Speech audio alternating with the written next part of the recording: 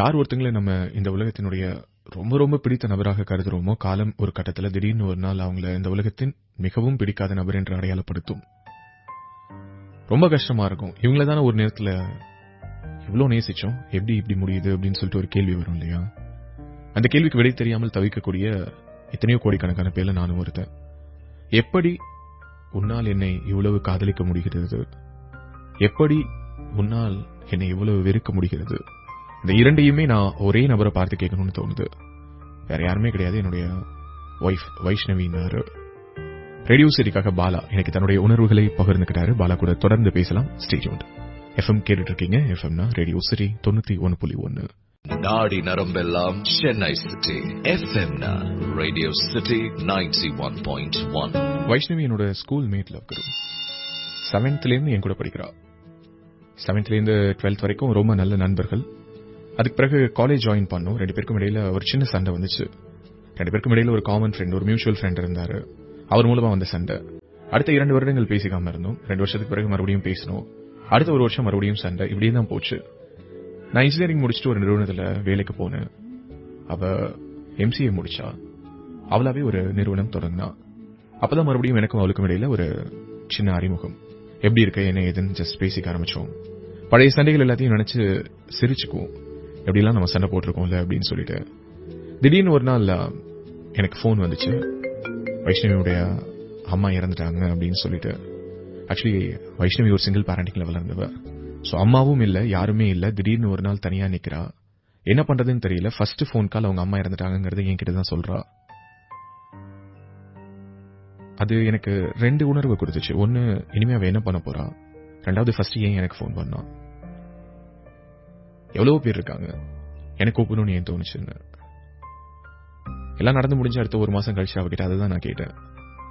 உன் லைஃப்ல நான் எந்த மாதிரியான ஒரு இடத்துல இருக்குங்கிறது எனக்கு இப்பதான் தெரியும்.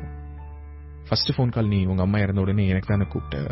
அதுக்கான காரணம் என்னன்னு எனக்கு தெரியல. பட் எனக்கு அது பிடிச்சிருந்ததுன்னு ஒண்ணுமே சொல்ல அவளுடைய கண்கள் கலங்கினபடி இருந்துச்சுன்னாரு. பாலா கூட தொடர்ந்து பேசலாம். Stay tuned. எஃப்எம் கேட்டுட்டு இருக்கீங்க. எஃப்எம்னா ரேடியோ சிட்டி. நாடி நரம்பெல்லாம் சென்னை சிட்டி. எஃப்எம்னா ரேடியோ சிட்டி 91.1. லவ் குருவின் official Facebook page facebook.com/chennai loveGuru. நம்முடைய அபிஷியல் ஃபேஸ்புக் பேஜை கண்டுபிடிச்சு லைக் பண்ணுங்க. உங்களுடைய கருத்துக்களை அங்க கமெண்ட்ல பதிவிடுங்க. பாலா என்ற நண்பருடைய மின்னஞ்சல தான் உங்க கூட பகிர்ந்துட்டு இருக்கேன். தொடர்ந்து பேசினாரு. அவங்க அம்மா இருந்து 3 மாதங்கள் முடிஞ்சிருந்தது. திடீர்னு ஒரு நாள் போன் பண்ணா. கல்யாணம் பண்ணிக்கலாமான்னு கேட்டா. ஒரு வார்த்தை கூட சொல்ல, எங்க வரணும்னு மட்டும்தான் கேட்டேன்னாரு பாலா. எப்படிங்க அது, காதல் உங்களுக்குள்ளார இருந்துச்சா, இல்ல இது ஒரு சிம்பத்தி அடிப்படையில, இல்ல அவங்க அம்மா இல்ல அப்பா இல்ல யாரும் இல்ல, என்ன மாதிரியான ஒரு உணர்வு எழுச்சியின் அடிப்படையில் வெளிப்பட்ட ஒரு முடிவு எடுத்தீங்கன்னு கேட்டேன். தெரியல, ஜஸ்ட் ஒரு ஆட்டுக்குட்டி மாதிரி அவ பின்னாடி போகணும்னு தோணுச்சு. வேற எதுவுமே தோணல அந்த மொமெண்ட்ல இருந்தாரு. சோ ஒரு அபூர்வமான காதல், ஒரு அழகான காதல் பாலாவுக்கும் வைஷ்ணவிக்கும் இடையில இருந்திருக்குது. அப்படிதான் திருமண வாழ்க்கையிலையும் அடி எடுத்து வச்சிருக்காங்க. அதற்கு பிறகு என்ன நடந்தது? பாலா கூட தொடர்ந்து பேசலாம். Stay tuned. எஃப்எம் கேட்டுட்டு இருக்கீங்க. FM radio city 91.1. நான் உங்க ரேடியோ சிட்டி லவ் குரு. திருமணமாகி முதல் 6 மாதம் எந்த விதமான மிகப்பெரிய மிஸ் அண்டர்ஸ்டாண்டிங்கும் இல்ல. ஆனா 6வது மாதத்துக்கு பிறகு ஒரு மாதிரி அவளுடைய முகம் சந்தோஷமாவே இல்ல. எதை பத்தி கேட்டாலும் ஒரு கோபம், அதற்கு பின்னாடி ஏதோ ஒரு வெறுமை இருக்கிறது என்னால உணர முடிஞ்சது. என்னன்னு சொல்லி கேட்டேன். இனிஷியலா எதுவுமே அவ ஓபன் பண்ணி பேசவே இல்ல. ஒரு கட்டத்துக்கு மேல சண்டை தான் போட்டேன். அப்பதான் சொன்னா, இல்ல எனக்கு ஏதோ கல்யாணத்துக்கு முன்னாடி ஒரு காதல் இருந்துச்சு. ஆனா இப்ப ஏதோ ரொம்ப கமிட்மெண்ட் காரணமா இந்த வாழ்க்கையை வாழ்ற மாதிரி இருக்குது. நீ நிறைய கேள்விகள் கேட்கிற, அந்த கேள்விகள் எனக்கு பிடிக்கல. சோ என்னமோ சம்திங் வாழ்க்கையில் அவசரப்பட்டு முடிவெடுத்துட்டோமோங்கிற ஒரு எண்ணம் வருதுன்னா, நான் கேள்வி கேட்கறது தான் பிரச்சனையா அப்படின்னா நான் கேள்வி கேட்கறத நிறுத்திக்கிறேன், ஒன்றும் பிரச்சனை இல்லைன்னு சொல்லிட்டு நான் அமைதியா இருக்க ஆரம்பிச்சேன். மறுபடியும் சண்டை வந்துச்சு. நீ எதை பத்தியுமே கேள்வியே கேட்க மாட்டேங்கிற, உனக்கு நான் கேடோ கேட்டு போனாலும் பரவாயில்லைங்கிற மாதிரியான ஒரு உணர்வோடு இருக்கிற மாதிரி இருக்குதுன்னா, இப்ப நான் கேள்வி கேட்கணுங்கிறியா இல்ல கேள்வி கேட்க கூடாதுங்கிறியான்னு கேட்டேன். தெரியல, எனக்கு இந்த லைஃப் பிடிக்கலங்கிற ஒரு எண்ணம் திரும்ப திரும்ப வருது. காதலிக்கும் போது அவ்வளவு சந்தோஷமா இருந்துச்சு. பட் இப்போ கல்யாணம் பண்ண பிறகு ஏதோ ஒரு கமிட்மெண்ட்குள்ளார வந்த மாதிரி இருக்குது. நான் ஏதோ உனக்கு பயந்து பயந்து இந்த வீட்டுக்குள்ளார இருக்கிற மாதிரி இருக்குது. ரொம்ப ரெஸ்பான்சிபிளா நான் ஃபீல் பண்றேன். இவ்வளவு ரெஸ்பான்சிபிலிட்டிஸ் என்னால ஹேண்டில் பண்ண முடியாதுன்னா, சரி ஓகே ஒரு பிரேக் எடுத்துக்கலாம், 2 பேரும் தனியா இருந்து பார்க்கலாமா ஒரு மாசம்னு கேட்டேன்.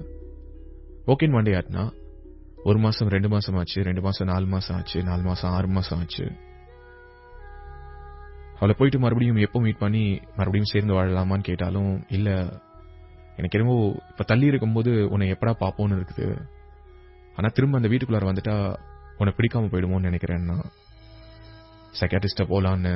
எனக்கு என்ன பைத்தியமான்னு கேட்டா, சைக்காட்ரிஸ்ட போறவங்க எல்லாருமே பைத்தியமா, என்ன லூஸ்தனமா பேசாத, இந்த வார்த்தையெல்லாம் பயன்படுத்தாத, முதல்ல டாக்டர் கிட்ட போலான்னு எவ்வளவு கன்வின்ஸ் பண்ணியும் கேட்கல. அப்படியே 2 பேரும் பிரிந்து தனித்தனியாகவே வாழ்க்கையை வாழ ஆரம்பிச்சிட்டோம்னாரு. 1 மாசம் ஜஸ்ட் பிரிஞ்சிருக்கலாங்கிற ஒரு எண்ணத்தோடு வாழ ஆரம்பிச்சு 6 மாசம் வரைக்கும் நாங்க பிரிஞ்சிருந்து 6 மாசத்துக்கு பிறகு நான் போயிட்டு அவகிட்ட கேட்கும் போதும் இல்ல, உன் கூட சேர்ந்து வாழணுங்கிற ஒரு எண்ணமோ அல்லது உன்னை மிஸ் பண்றோங்கிற ஒரு உணர்வோ வரவே இல்லை. நீ திரும்ப எப்ப என் முன்னாடி வந்து நின்னாலும் எனக்கு ஏதோ திரும்ப ஒரு கமிட்மெண்ட், ஒரு சிறைக்குள்ளார போறோமோங்கிற ஒரு உணர்வு அதுதான் வருதுன்னா. அடிப்படையில் எங்கேயோ எனக்கு பிடிக்கல அல்லது ஏதோ ஒரு உணர்வு வேகத்தில் என்ன கல்யாணம் பண்ணிட்டா அது தப்பு நினைச்சு ஃபீல் பண்றாளோன்னு சொல்லிட்டு கேட்டேன். என்ன பிடிக்கலையான்னு அப்படி சொல்ல முடியல. ஆனா உன் கூட வாழணுங்கிற ஒரு எண்ணம் வரமாட்டேங்குதுன்னா.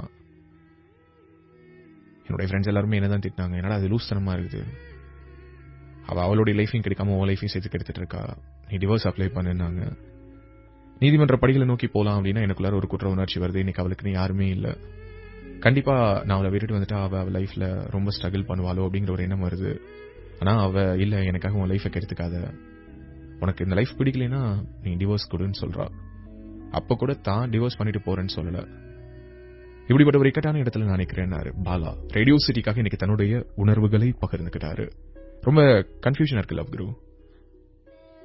தன்னுடைய அம்மா இறந்த போது அந்த மொமெண்ட்ல அவ ஃபர்ஸ்ட் எனக்கு தான் ஃபோன் பண்ணா. அடுத்த 1 மாசத்துல என்கிட்ட அவளுடைய காதல சொன்னா. 3 மாசம் கழிச்சு கல்யாணம் பண்ணிக்கிட்டோம். என்னுடைய வாழ்க்கையில எங்க அம்மா அப்பா இல்லாத ஒரு உணர்வே இல்லாத ஒரு வாழ்க்கையை நீ எனக்கு கிஃப்ட் பண்ணிருக்கேன்னு சொல்லி கண்கள் நிறைய காதலோடு அவ என்கிட்ட சொல்லியிருக்கா. பட் இன்னைக்கு அவளுக்கு நான் பிடிக்கவே இல்லை. அதற்கு வலுவான காரணங்களும் இல்லை. ஒருத்தங்களை நிராகரிக்கிறது வலின்னா காரணமே இல்லாம நிராகரிக்கிறது கொடுமையான வலி. அதை நான் இப்போ கடந்து வந்துட்டு இருக்கேன். இதற்கான முடிவு என்னன்னு தெரியல லவ்குரு. அதுதான் இந்த மினிச்சில உங்களுக்கு எழுத வச்சிருக்கேன்னு சொல்லி அவருடைய மினிச்சில நிறைவு செய்திருக்கிறாரு பாலா. எப்படி இந்த உலகத்தில் நாம் உயிருக்கு உயிரா நேசிக்கிற ஒரு நபரை ஒரு கடத்துல ஒரே தடியா வெறுக்க முடியும்னு கேட்டிருந்தாரு. முடியும், அது காதல்ல மட்டும்தான் முடியும். நான் கடந்து வந்திருக்கேன், நீங்களும் கடந்து வந்திருப்பீங்க. இந்த உலகத்தில் இருக்கக்கூடிய எல்லோருமே ஏதாவது ஒரு தருணத்துல அவங்களுடைய வாழ்க்கையில் இப்படிப்பட்ட ஒரு உணர்வை கடந்து தான் வருவாங்க. அதுதான் இந்த வாழ்க்கை. ரேடியோ சீரியல் நான் உங்க லவ் குரு. பாலா தன்னுடைய ஸ்கூல் மேட், அதுக்கு பிறகு ஒரு தோழியாக கிட்டத்தட்ட பல வருடங்கள் அவங்க லைஃப்ல, எனக்கு தெரிஞ்சு ஆல்மோஸ்ட் ஒரு 7வது படிக்கும் போதுல இருந்துன்னா இன்னைக்கு அவருக்கு ஒரு 28-29 வயசு ஆகுது. ஆல்மோஸ்ட் ஒரு 15 வருடத்துக்கும் மேற்பட்ட ஒரு உறவு, ஒரு நட்பு.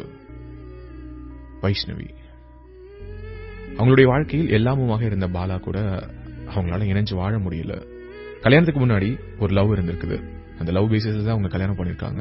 ஆனா கல்யாணத்துக்கு பிறகு அந்த காதல் எங்க போச்சுன்னு தெரியல. அதை வைஷ்ணவியாலையும் கண்டுபிடிக்க முடியல, பாலாவாலையும் அதை ஃபிகர் அவுட் பண்ண முடியல. இந்த மாதிரிலாம் நடக்குமானா நிறைய நடக்குது இன்னைக்கு. ஏன்னா இங்க பல திருமணங்கள் அந்த மொமெண்டரி டிசிஷனா தான் இருக்குது. இங்க யாரும் பழகிறது கிடையாது, பேசுறது கிடையாது. என்ன லவ் குரு அப்படின்னா எவ்வளவு அரேஞ்ச் மேரேஜ் நடந்தது, அது எல்லாமே மொமெண்டரி டிசிஷன்ஸ் தானே. ஒரு காஃபி குடிக்கிற கேப்ல, ஒரு பஜ்ஜி சாப்பிடுற கேப்ல தானே கல்யாணம் எல்லாம் பிக்ஸ் பண்ணாங்கன்னா, கமிட்மெண்ட் அடிப்படையில் வாழ்ந்த சமூகம் இன்னைக்கு அப்படி வாழல. போன ஜெனரேஷன் இதுதான் வாழ்க்கை, இப்படிதான் வாழணும்னா வாழ்ந்தாங்க. இன்னைக்கு இருக்கிற ஜெனரேஷன் இதுதான் வாழ்க்கை, இப்படிதான் வாழணும்னா ஏன் வாழணும்னு கேட்கறாங்க. கேள்வி கேட்கறது சரியா தப்பாங்கிறத பத்தி நம்ம நிறைய விவாதிக்கலாம். ஆனா கேள்வி கேட்கக்கூடிய ஒரு சமூகமாக இது மாறி இருக்குது. அது காதல்லையும் அப்ளை ஆகுது, திருமண வாழ்க்கையிலையும் அப்ளை ஆகுது. ஒரு வாழ்க்கை பிடிக்கலைனாலும் பல கடிச்சிட்டு வாழு அப்படின்னு சொன்ன பெற்றோர்களே இன்னைக்கு பிடிக்கலையா, சரி ஓகே என் பையனுக்கு பிடிக்கலப்பா, அடுத்தது பார்க்கட்டும், என் பொண்ணு ஏன் இந்த வாழ்க்கையை கசந்துக்கிட்டே வாழணும், தப்பு கிடையாது அப்படிங்கிற மூடுக்கு இன்னைக்கு ஷிஃப்ட் ஆயிருக்காங்க. கஷ்டமா தான் இருக்கும். சென்னையில வீடு மாத்துறதே கஷ்டமா இருக்குது. ஒரு வீட்ல இருந்து இன்னொரு வீட்டுக்கு ஷிஃப்ட் பண்ற வாடகை வீடு மாறும் படலமே கஷ்டமா இருக்கும் போது ஒரு வாழ்க்கை மாறும் படலம் அவ்வளவு ஈஸியா இருக்கிறது கிடையாது. அதை யாரும் விரும்பியும் செய்யறது கிடையாது. அதையும் தாண்டி வைஷ்ணவி பாலா கூட வாழறதுக்கு பிடிக்கலன்னு சொல்றாங்கன்னா ஏதோ ஒரு விஷயம் அவங்களுக்குள்ள உந்தி தள்ளி இருக்குது. அது தப்பு சரி என்பதை தாண்டி அவங்க எடுத்திருக்கக்கூடிய முடிவு ஒரு ஆச்சரியப்படக்கூடிய முடிவெல்லாம் இல்ல. இதுல 2 விஷயம். ஒன்னு, முதல்ல பாலா நீங்க உங்களுக்குள்ளார நிறைய கேள்விகள் கேட்டுக்கோங்க. உங்களை வேண்டாம் என்று சொல்லக்கூடிய ஒரு நபர் கூட சேர்ந்து வாழக்கூடிய வாழ்க்கை அது கட்டாயத்தின் அடிப்படையில் இங்க கல்யாணம் தான் பண்ணி வைக்க முடியும். யாரும் யாருடனும் இணைந்து வாழ முடியாது. இணைஞ்சிருக்கலாமே தவிர மனசால இதயத்தால ஒன்றி இருக்க முடியாது. ஸோ அப்படிப்பட்ட ஒரு வாழ்க்கையை நீங்க ஃபோர்ஸ் பண்ணியாவது அவங்க கூட வாழணும்னு நினைக்கிறீங்களா? அல்லது சில நேரங்களில் இந்த மாதிரி மிஸ் ஆகக்கூடிய காதலுக்கான காரணம் என்னன்னே தெரியாம கூட இருக்கும். ஒரு சிலருக்கு காதலிக்க பிடிக்கும், ஆனா கல்யாணம்ங்கிற கமிட்மெண்ட்குள்ளார வர பிடிக்காது. அப்படி ஒரு நபரா கூட அவங்க இயல்புலயே இருக்கலாம். அவங்களுக்கு உங்க மேல எந்த விதமான வருத்தமும் இருக்காது. நீங்க ஒரு டிவோர்ஸ் கொடுத்தீங்கன்னா கூட அதுக்கு பிறகு கூட அவங்க உங்ககிட்ட ரொம்ப ஃப்ரெண்ட்லியா பேசுவாங்க, பழகுவாங்க. ஆனா அவங்களால திருமணம்ங்கிற ஒரு வட்டத்துக்குள்ளார வந்து ஒரு கமிட்மெண்ட்குள்ளார ஒரு கணவனுக்கு பதில் சொல்லக்கூடிய மனைவியாக, ஒரு குழந்தையை பார்த்துக்கக்கூடிய ஒரு அம்மாவாக, ஒரு வீட்டுக்கான மருமகளாக இந்த மாதிரி இருக்கிறது கஷ்டமா கூட ஒரு சிலர் ஃபீல் பண்ணலாம். அவங்களுடைய இயல்பு அப்படி பில்ட் பண்ணப்பட்டிருக்கலாம். அதற்கான சாத்தியங்களும் இருக்குது. ஸோ அதனால வெறும் அசம்ஷன் அடிப்படையில் நான் இதற்கு பதில் சொல்ல விரும்பல. நீங்களே டைம் எடுத்து பொறுமையா உட்கார்ந்து டிசைட் பண்ணுங்க. எப்படியாக இருந்தாலும் இது ஒரே ஒரு வாழ்க்கை, உங்களுக்கான வாழ்க்கை. அதை நீங்க மட்டும்தான் வாழ முடியும். வேற யாருக்காகவும் அதை நீங்க சாக்ரிஃபைஸ் பண்றதுல எந்த விதமான அர்த்தமும் கிடையாது. Stay tune. நான் உங்க ரேடியோ சிட்டி லவ் குரு.